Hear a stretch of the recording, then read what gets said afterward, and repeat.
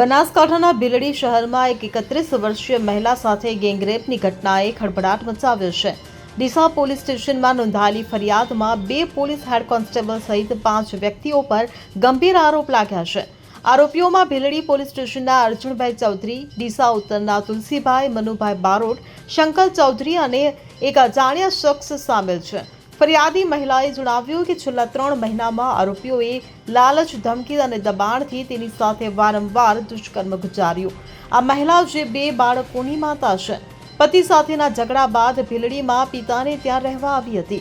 આરોપીઓએ સરકારી નોકરીની લાલચ આપી તેનો વિશ્વાસ જીત્યો અને ડીસા ધાનેરા હાઈવેની હોટલો, થરા, અંબાજી અને રાસના જેવા સ્થળોએ લઈ જઈ શારીરિક શોષણ કર્યું।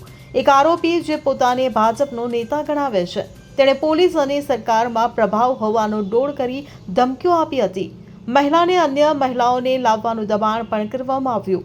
મહિલાએ ગુજરાતના ડીજીપી, ગૃહમંત્રી અને મુખ્યમંત્રીને અરજી મોકલી, પરંતુ બનાસકાંઠા પોલીસે હજુ સુધી કોઈ પગલાં લીધા નથી। પતિના સમર્થનથી મહિલાએ 21 જુલાઈ 2025ના રોજ ફરિયાદ નોંધાવી। આ ઘટનાએ પોલીસ વિભાગની કામગીરી અને નૈતિકતા પર ગંભીર સવાલો ઊભા કર્યા છે।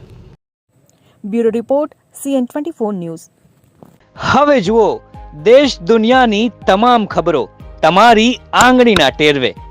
ઉઠાવો મોબાઈલ અને Google Play Store પરથી ડાઉનલોડ કરો અમારી CN24 ન્યૂઝ મોબાઈલ એપ।